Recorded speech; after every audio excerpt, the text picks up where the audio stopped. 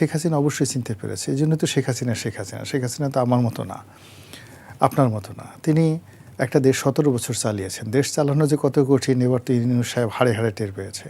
জনাব তারেক রহমান সাহেব ৩ মাসের মধ্যে তিনি টের পাচ্ছেন যে কত কঠিন। ফলে ১৭ বছর পরে এখন তারেক রহমান সাহেবের বয়স যদি ৬২ বছর হয়, তার বয়স শেখ হাসিনার বয়সী হয়ে যাবে।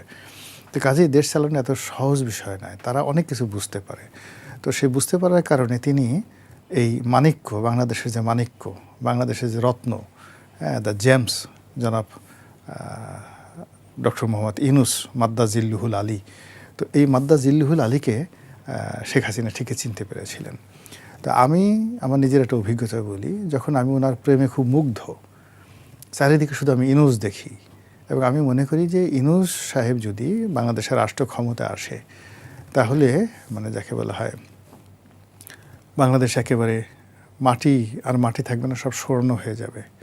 যত বাড়ি আছে সব বাড়িতে খাবার দাবার পূর্ণ হয়ে যাবে, দারিদ্রতা থাকবে না। ওনার 3-0 থিওরির মতো আমরা সুইজারল্যান্ডে যাওয়া লাগবে না, সব ভালো ভালো আলো বাতাস এখানে আছে। তো এটাকে ওনাকে প্রমোট করার জন্য একটা আমি লেখা লিখলাম। বাংলাদেশ প্রতিদিন একটা লেখা লিখেছিলাম, আর একটা লেখা লিখেছিলাম নয়া দিগন্তে। তো দুটো লেখার পর উনি আমাকে টেলিফোন করে ব্যক্তিগতভাবে ধন্যবাদ দিয়েছিলেন। তো সেই লেখাবার ওনার যে মানে বই আছে, উনি করে কি ওনার নিয়ে যত ভালো ভালো কথা হয় সেগুলো আবার উনি বই আকারে প্রকাশ করে। তো উনি আবার ওই আমার লেখাগুলোকে নিয়ে দুটো বই করেছেন, আবার সেই বই আবার আমাকে উপহার পাঠিয়েছেন। তো বুঝেন যে আমার প্রেমটা কোন পর্যায়ে ছিল। তো সেই প্রেমের যখন আমি লেখাটা লিখছি, তো আমি যখন লেখা লিখছি মনে খুব আনন্দ। উনি আমেরিকা থেকে আমাকে টেলিফোন করেছেন, রনি আপনি আমাকে লিখেছেন, মানে উনি তো অনেক সুন্দর করে বলেন যে আসলে আমি যা, এটা আপনি বুঝতে পেরেছেন, আপনার কলমে এটা এত সুন্দরভাবে আপনি ফুটিয়ে তুলেছেন যেটা আমিও পারতাম না। এই কথা বলার পর আমার কাছে মনে হতো যে আরে আমার আর বেঁচে থাকার দরকার নেই, আমার এখন মরে যাওয়া উচিত, আই শুড ডাই। এত প্রশংসা সহ্য করা যায় না। এই প্রসঙ্গে যখন আমি এরকম একটা খুশি মুডে, ঠিক এই সময়টাতে একজন লোক চট্টগ্রাম থেকে আমাকে টেলিফোন করলেন। আমার যে ভক্তি ছিল, শ্রদ্ধা ছিল, আপনি একটা ফালতু মানুষ, আপনি কোনো কিছু না জেনে না বুঝে এই সমস্ত লেখা লিখেছেন। তা আমার এই যেরকম সুখের মধ্যে আমি খুব বললাম যে কী ব্যাপার আপনি, বলে যে আমার বয়স এখন ৭৮ বছর, আপনি ডক্টর ইউনূসকে কী চিনেন? ওনার বাড়ির পাশে আমার বাড়ি, আমি ওনার প্রতিষ্ঠানে ডিএমডি ছিলাম, ডেপুটি ম্যানেজিং ডিরেক্টর ছিলাম, তারপরে ওনার যত কাজ এই সব আমি দেখেছি, সব আমার হাত দিয়ে করা, গ্রামীণ ব্যাংকের সব কাজ আমার হাত দিয়ে করা। ওনার মতো প্রতিহিংসা পরায়ণ মানুষ বাংলাদেশে আর নাই। আপনি তাকে কিচ্ছু জানেন না, চিনেন না, আপনি তাকে এমনি দূর থেকে দেখে মানে আপনি বেকুবের মতো একটা কাজ করছেন বলে ভদ্রলোক টেলিফোনটা রেখে দিল। ভালো কথা। আমার এত রাগ হলো, আমার তো তখন বেশ ক্ষমতা আছে, আমার কাছে মনে হলো যে এই লোকটাকে যদি আমি পেতাম, আমি এর একটা ১২টা বাজিয়ে দিতাম, আলো ভর্তা করে ছেড়ে দিতাম। ভালো কথা, ওইভাবে রেখে দিয়েছি। যখন এই ডক্টর মোহাম্মদ ইউনূস ক্ষমতায় আসলো, আমি ৩ মাস ওনার দিকে আকাশের দিকে তাকিয়ে থাকলাম যে হারে কত সুন্দর মানুষ।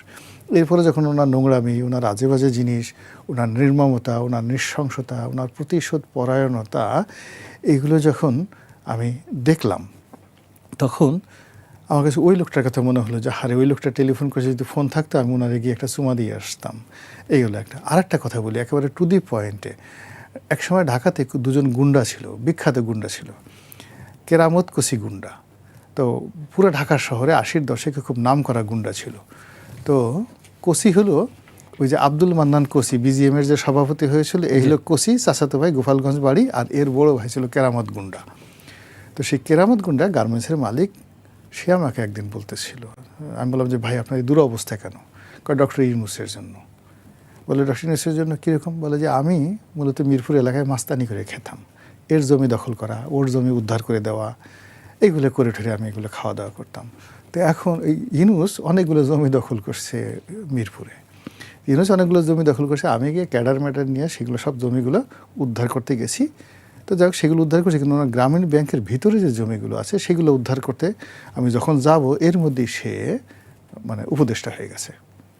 উপদেষ্টা হয়ে সে প্রথম যে কাজটা করছে, আমাকে সে জেলখানায় ঢুকছে। এতগুলো মামলা, সেগুলো করে আমার ৭-৮ বছর লাগছে সেই মামলা থেকে রক্ষা পেয়ে বের হতে। ৯১ সনের কথা। তা বলে যে আমি বের হয়ে ৭-৮ বছর লাগছে, বের হয়ে দেখি যে আমার ঘর গেছে, সংসার গেছে, ব্যবসা বাণিজ্য, আমি পথের ফকির হয়ে গেছি। ওনার মতো প্রতিহিংসা পরায়ণ লোক আমি জীবনে দেখি নাই। এই লোক